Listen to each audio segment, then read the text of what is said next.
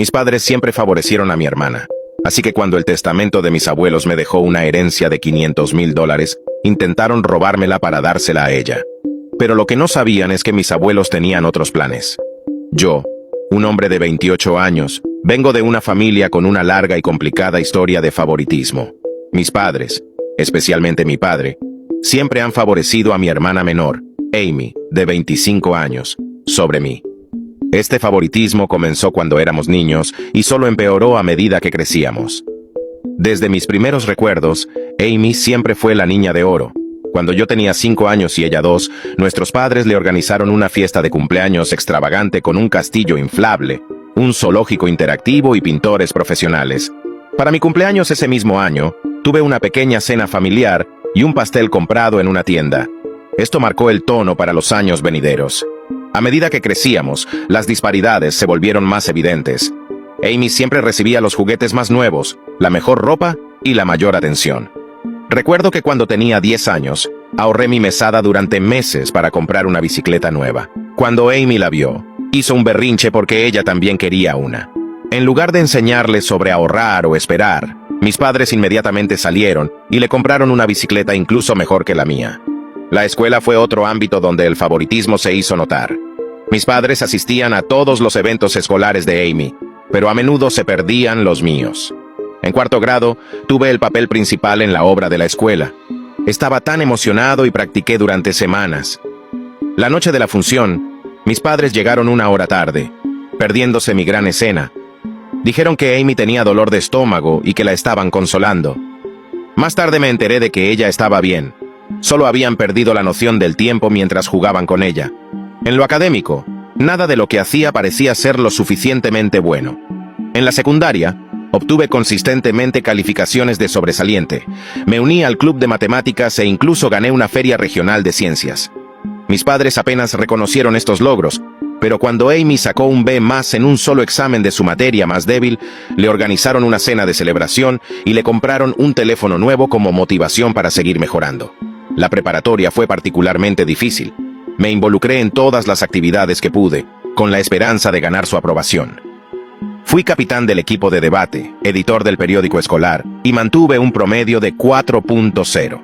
Mientras tanto, Amy apenas se mantenía a flote en la escuela, con un promedio de C y pasando la mayor parte de su tiempo de fiesta con amigos. Durante mi penúltimo año fui seleccionado como uno de los 2 estudiantes de nuestra escuela para asistir a un prestigioso programa de verano en Harvard. Fue un gran honor y estaba emocionado. Cuando compartí la noticia en la cena, mi papá gruñó y cambió el tema al próximo recital de danza de Amy. Mi mamá al menos dijo, eso es bueno, pero rápidamente pasó a otra cosa.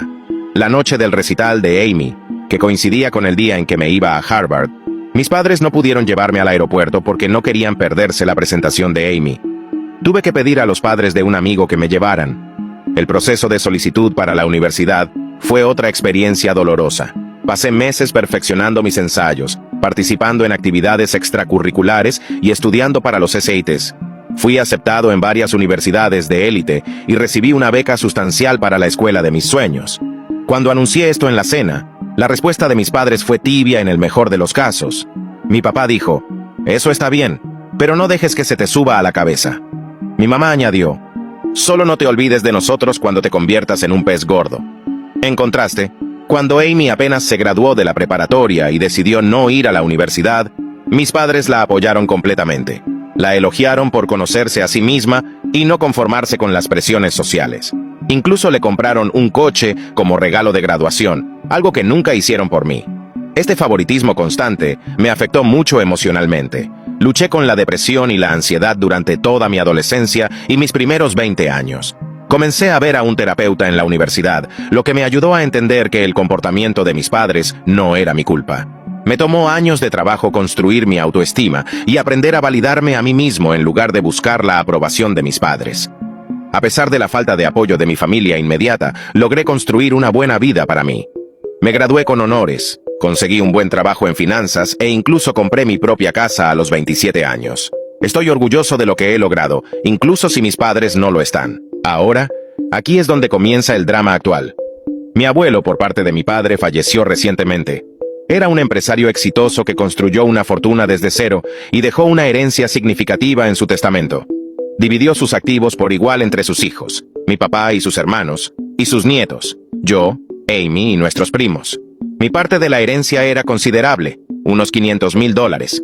Me habría permitido pagar mis préstamos estudiantiles, invertir en mi futuro y tal vez incluso empezar mi propio negocio algún día. Estaba agradecido por este golpe de suerte inesperado y las oportunidades que podría ofrecer. Sin embargo, cuando se leyó el testamento, mis padres se mostraron visiblemente molestos. Me apartaron después y me dijeron que pensaban que no era justo que yo recibiera una parte igual. Dijeron que Amy necesitaba el dinero más porque estaba luchando. Ella trabaja a medio tiempo en una cafetería y vive en el sótano de mis padres. Estaba impactado, pero intenté mantener la calma. Les expliqué que esta fue la decisión del abuelo y que no les correspondía a ellos cambiarla. Insistieron en que debía hacer lo correcto y darle mi parte a Amy. Cuando me negué, se enfadaron y comenzaron a hacerme sentir culpable, diciendo que era egoísta e ingrato. Mi papá sacó a relucir cada instancia que pudo recordar en la que me habían apoyado, incluyendo pagar mis aparatos de ortodoncia, que eran médicamente necesarios, comprarme útiles escolares, lo mínimo, y dejarme vivir en casa durante la universidad, aunque trabajé a medio tiempo para contribuir con los gastos. Convenientemente olvidó el coche que le compraron a Amy, las incontables jornadas de compras y el hecho de que todavía la están manteniendo a los 25 años. La situación se intensificó rápidamente. Mi papá, como ejecutor del testamento, decidió tomar cartas en el asunto. Anunció que iba a reinterpretar los deseos del abuelo y darle toda mi parte a Amy, además de su propia herencia. Afirmó que esto es lo que el abuelo habría querido si hubiera conocido nuestras circunstancias individuales. Estaba devastado. No solo era esto claramente ilegal, sino que también era un recordatorio doloroso de lo poco que mis padres me valoraban. Intenté razonar con ellos, señalando que el abuelo siempre había tratado a todos sus nietos por igual y que era plenamente consciente de nuestras situaciones. Mi mamá entonces me acusó de hablar mal de los muertos al sugerir que el abuelo hubiera querido algo diferente de lo que mi papá estaba proponiendo.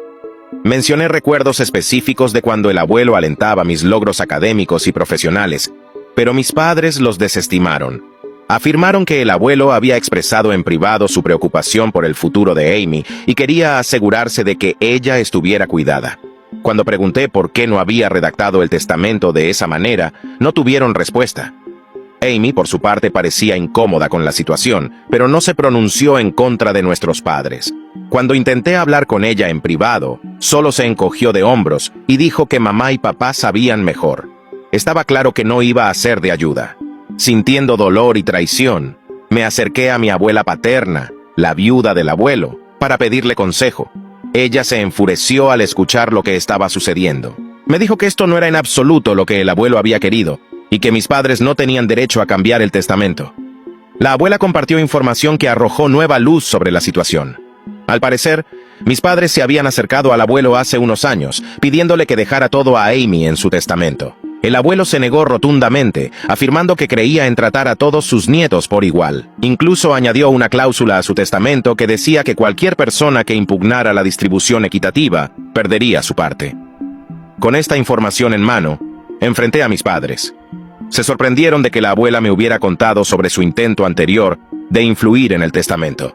Mi papá trató de justificarlo diciendo que solo estaban cuidando el futuro de Amy, pero pude ver la culpa en sus rostros. La abuela tomó medidas de inmediato, contactó a su abogado y a los otros ejecutores del testamento. También se puso en contacto con los hermanos de mi papá, quienes estaban igualmente indignados por lo que mi papá estaba intentando hacer. Juntos, detuvieron el plan de mi papá y aseguraron que el testamento se ejecutara tal como estaba escrito. Mis padres se vieron obligados a retroceder, pero estaban furiosos conmigo. Me acusaron de poner a la familia en su contra y dijeron que debería haber manejado esto en casa en lugar de involucrar a otros.